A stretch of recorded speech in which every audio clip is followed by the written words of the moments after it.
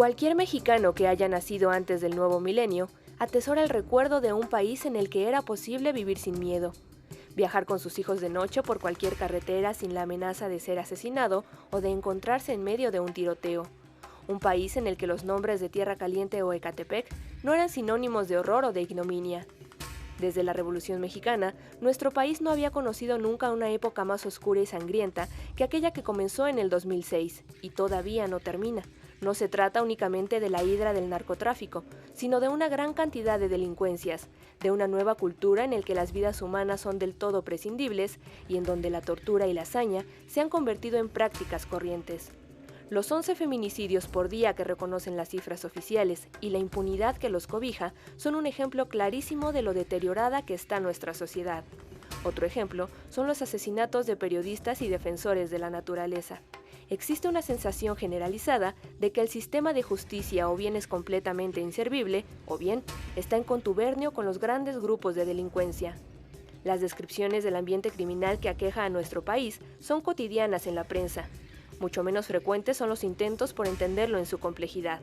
Al dedicar un número al tema de la violencia, la revista de la Universidad de México no pretende abundar más en esas descripciones, sino animar un diálogo al respecto, una reflexión constructiva que no solo denuncie, sino que busque explicaciones y, sobre todo, puertas de salida para la realidad insoportable en la que vivimos. Hey, muy buenas noches y bienvenidos a un programa más de la revista de la Universidad de México aquí en TV UNAM. Hoy recibimos desde Estados Unidos, pasando por Puerto Rico y con un pensamiento que abarca al mundo entero, a Ramón Gross Fogel. Él es nacido en Puerto Rico, hizo estudios en Estados Unidos, ahora está adscrito al Departamento de Estudios Étnicos de la Universidad de California.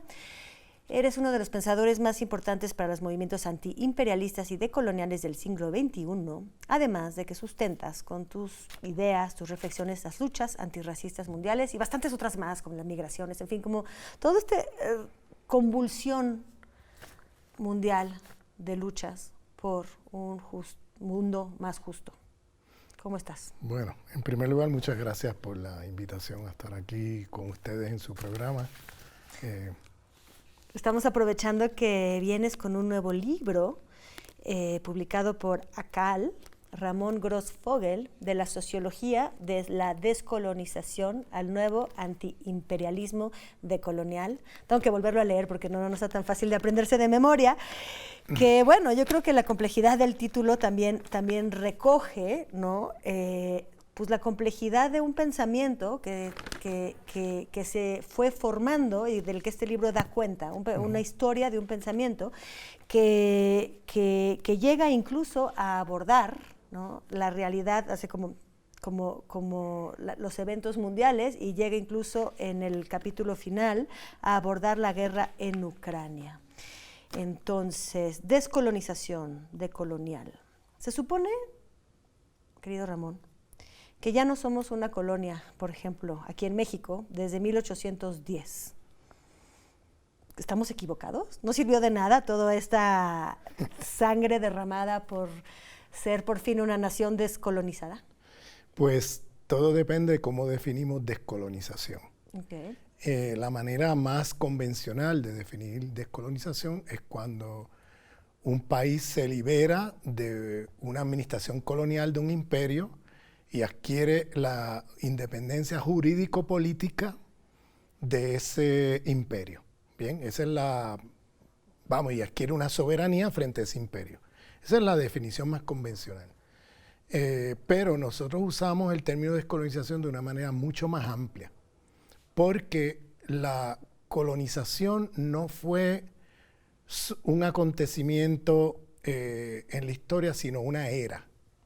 Es decir, estamos hablando de siglos de transformación del mundo. Cuando Europa se expande al mundo, destruye todas las civilizaciones que se encontraron de frente. Y en cada lugar donde se metieron, ponían una administración colonial, pero importaban el proyecto civilizatorio europeo de la época. Y lo importaron a donde quiera que llegaron. Entonces estamos hablando de un de una era, porque es la destrucción de todo lo que había antes. Los sobrevivientes de la historia anterior fueron incorporados como esclavos, como sujetos coloniales, superexplotados, en algunos lugares exterminados físicamente. O sea que fue un proceso muy violento de varios siglos, donde Europa se impone al mundo por la fuerza.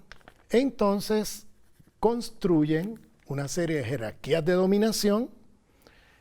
Para empezar, el sistema capitalista mundial se generó a partir de esa expansión colonial europea, que creó entonces un mercado mundial donde se producía por métodos coercitivos de trabajo en las colonias mercancía para ser vendida por una ganancia en el mercado mundial.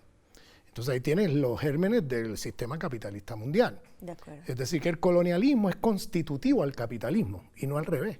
Es decir, el colonialismo organizó el capitalismo tal como lo conocemos hoy. Y además de las jerarquías económicas, habían jerarquías políticas como las administraciones coloniales, jerarquías raciales, porque impusieron unas lógicas de superioridad e inferioridad sobre la línea del humano, que es lo que conocemos como el racismo institucional. Luego tenemos jerarquías patriarcales, porque en esa expansión colonial pues exportaron el patriarcado de la cristiandad, que fue el que se globalizó, y en muchos lugares del mundo no existía patriarcado, no existía. Lo digo con énfasis porque muchas veces en los debates feministas, las feministas más occidentalizadas piensan que el patriarcado es un sistema de 5.000 años, y eso no es cierto. Históricamente eso es falso. Había muchas sociedades en el planeta Tierra. 5.000 años en cierta geografía. En ciertos lugares, o sea, quizás en la historia local europea, pero vamos, en las Américas, por ejemplo, ahí están los trabajos de Silvia Marcos sobre Mesoamérica. Ahí están los trabajos, por ejemplo, de Oyeronke Oyebumi sobre el occidente africano. Hay trabajos hechos ya que muestran que antes de la llegada de los colonizadores no había patriarcado.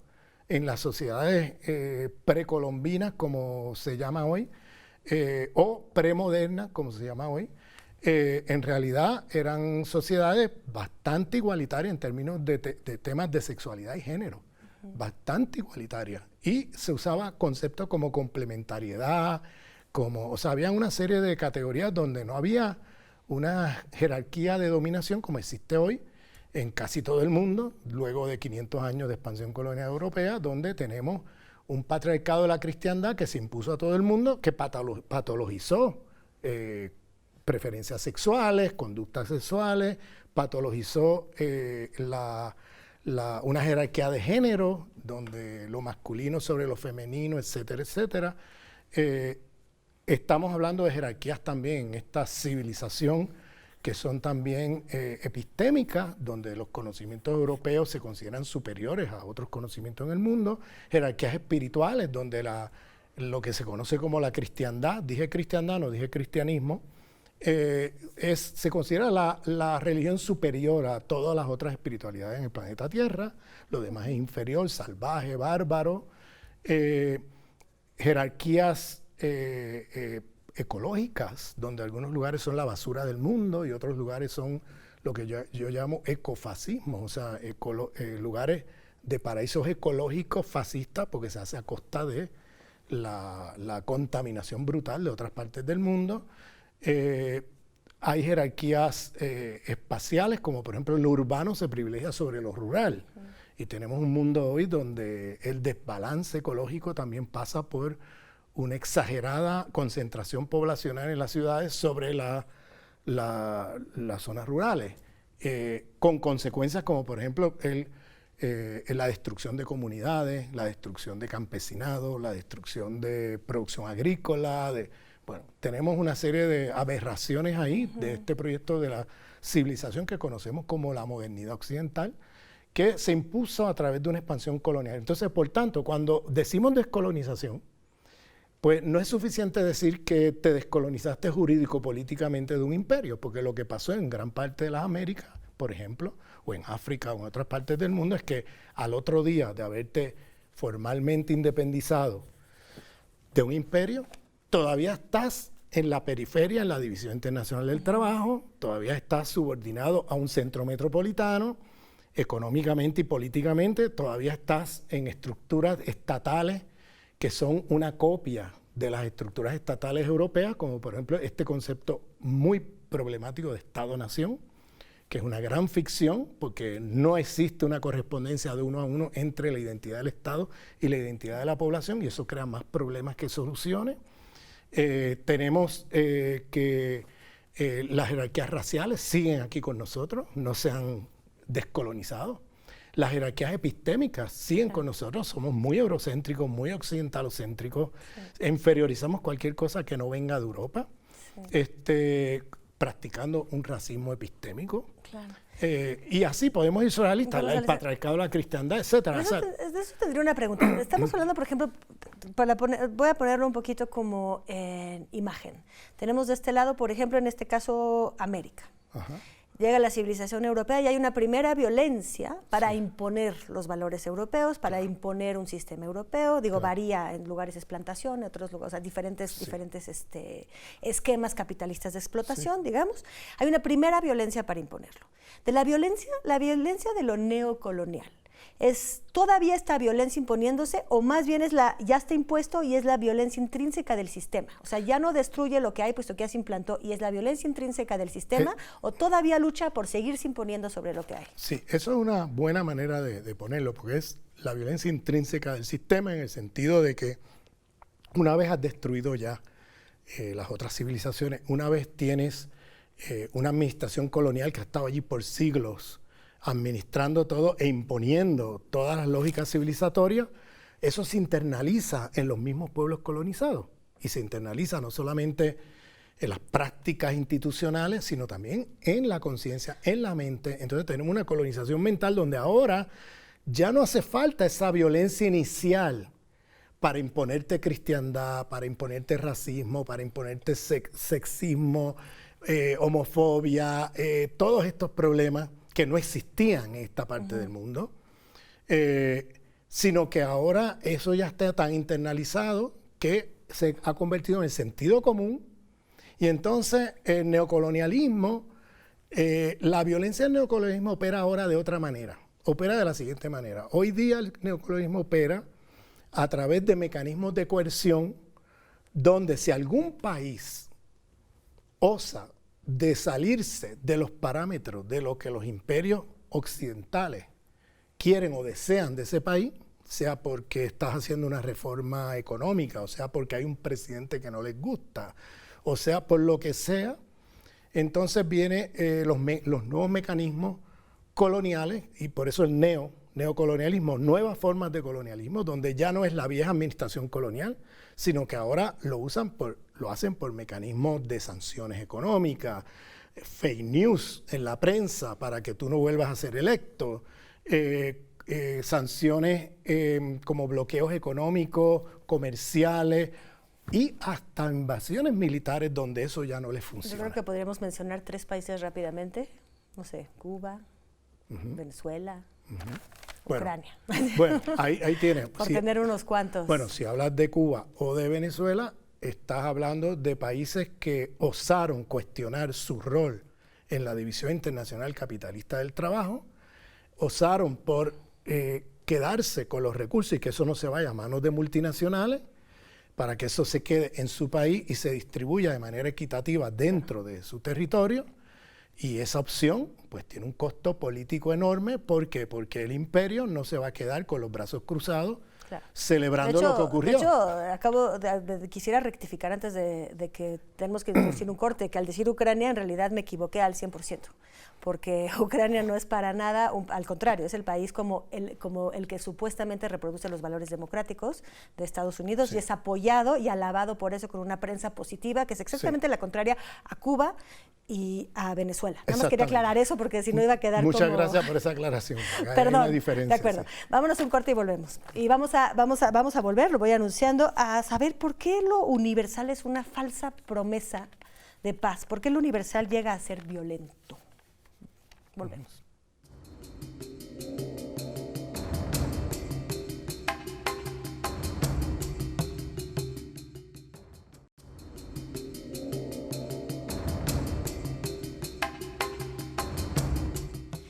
Estamos de regreso en este asunto de pues, introducirnos a la idea de lo decolonial, gracias a Ramón Gross-Fogel, que está de paso por México presentando su libro.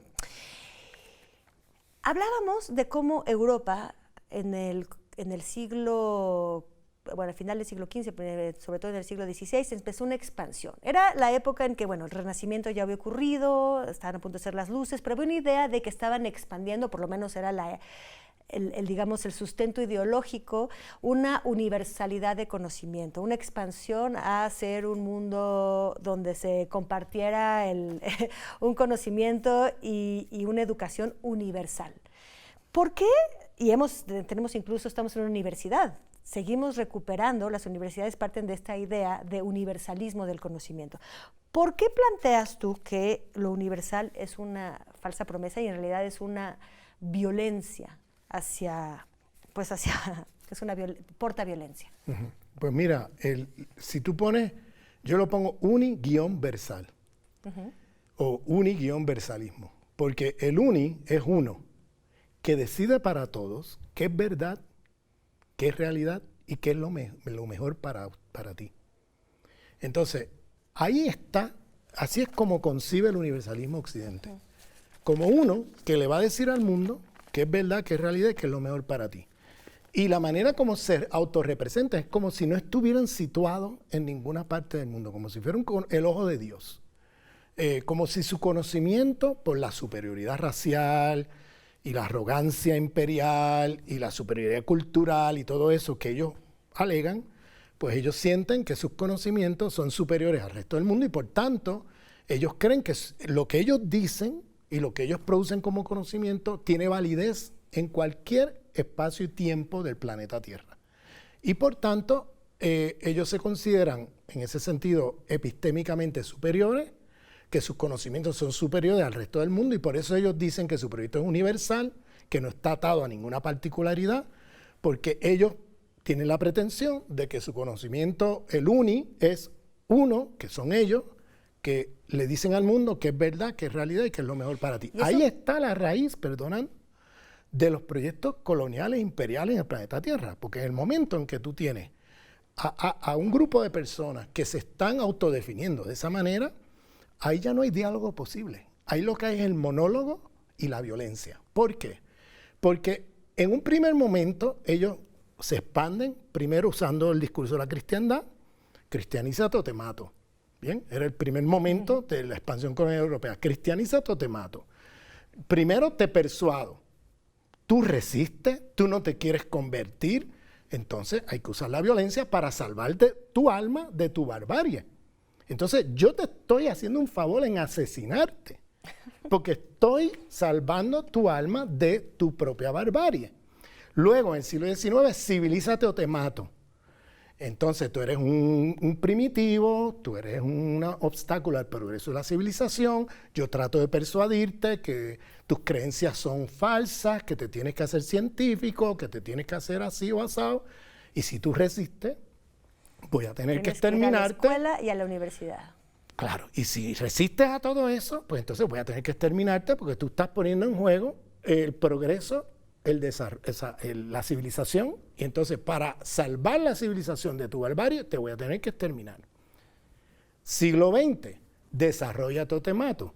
Tú eres un subdesarrollado, tú eres pobre, aquí está la receta del desarrollo, que no es otra cosa que hacer el programa de maquiladoras que tienes aquí en México, ofrece mano de obra barata, ofrece incentivos fiscales, no le cobres impuestos a las empresas transnacionales, no pongas obstáculos a la destrucción ecológica ni al feminicidio, déjalos que hagan lo que les dé la gana y tarde o temprano tú vas a llegar a ser industrializado como ellos y avanzado como ellos.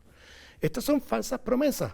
Entonces, el desarrollo de te mato, pues, ¿qué pasó? Cuando alguien resistía, pues venían los golpes de Estado de las dictaduras militares de la CIA en todo el planeta, no solamente en América Latina, África y Asia. Cuando había un país que resistía las recetas desarrollistas de los imperios occidentales, que no era otra cosa que tú dejarte superexplotar por estas empresas, y si tú resistes eso, entonces te pasa como a Cuba, te hacen un bloqueo, te pasa como a otros países donde hacen un golpe de Estado, como en Chile, o te invaden directamente, como han hecho en muchos lugares del mundo. Entonces, y ahora estamos en el siglo XXI, democratízate o te mato.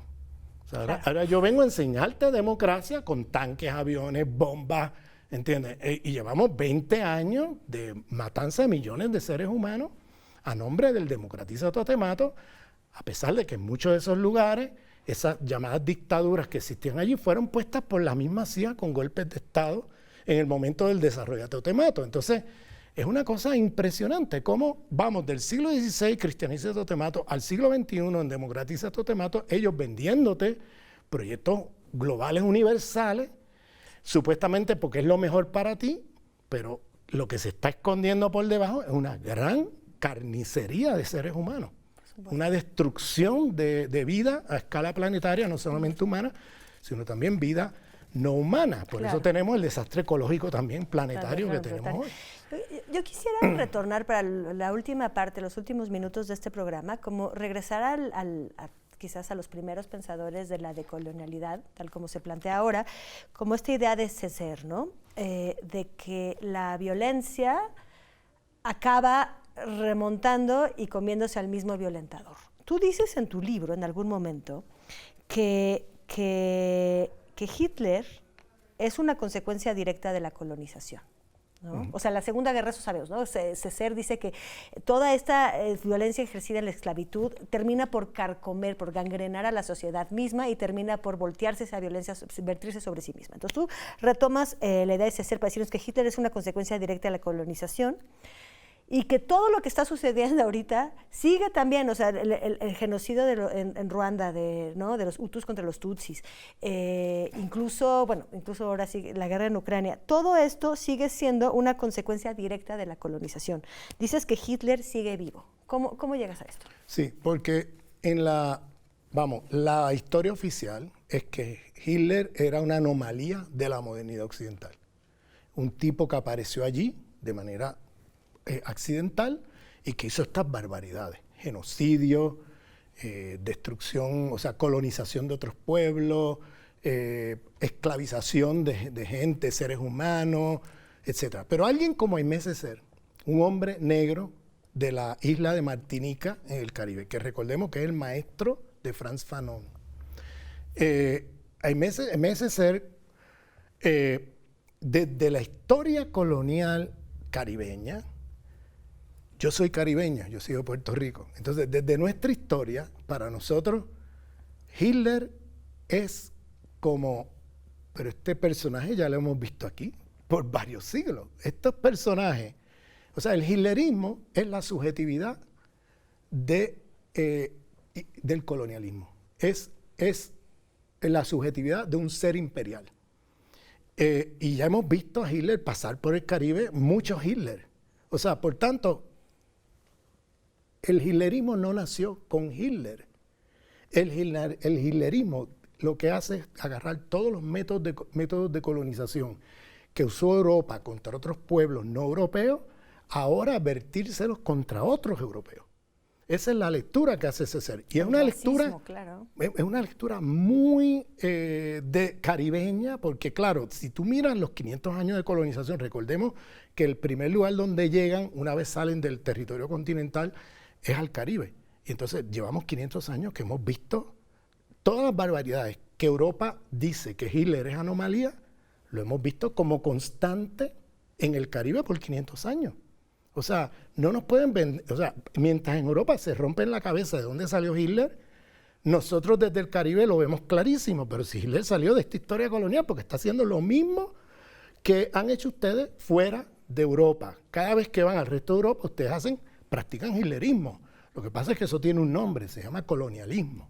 Y es de ahí que nace entonces el hitlerismo. Y el fascismo europeo tiene una fuerte fundamentación en el colonialismo. Si miras a Franco, ¿dónde estaba Franco durante 10 años antes de dar el golpe de Estado que lo llevó al poder en España, destruyendo la República Democrática en España? ¿Dónde estaba? 10 años de guerras coloniales en Marruecos. Él era el general de la guerra colonial de España en Marruecos. Entonces, toda esa violencia que vimos en la Guerra Civil Española, que era una violencia brutal, eso no es otra cosa que los métodos violentos que usó España en la conquista de Marruecos, ahora regresando como efecto boomerang de las prácticas coloniales, ahora contra otros españoles, contra otras poblaciones dentro del territorio del Estado español.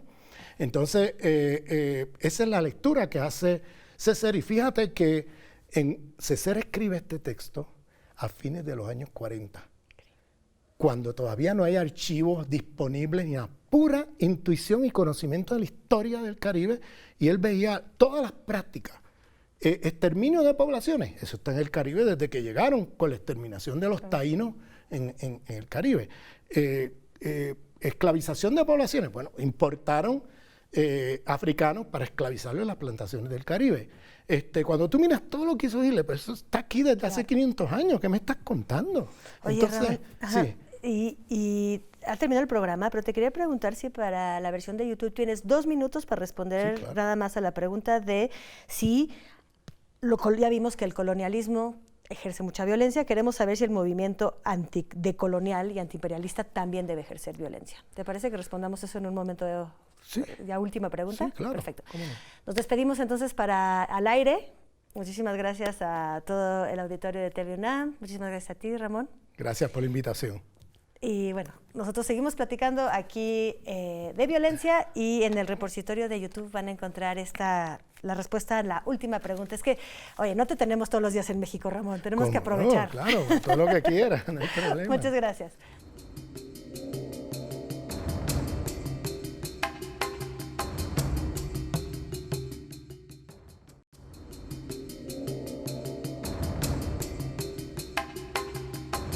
Bueno, como saben, este es un tiempo extra en el que hemos secuestrado a nuestro queridísimo Ramón Grossfogel para que continúe respondiendo a este interrogatorio sobre lo decolonial. Pregunta nada más que me parecía necesaria, evidente. Estamos viendo toda la violencia ejercida por el sistema colonial, el sistema neocolonial, que es el capitalismo. En fin, hay una como... No es intersección, ¿cómo lo llaman ahora? Interseccionalidad. Interseccionalidad de sistemas opresivos, ¿no? Pero cuando hablamos entonces del movimiento contrario, del movimiento antiimperialista y decolonial, también se implica que necesitamos una violencia en respuesta a estas violencias.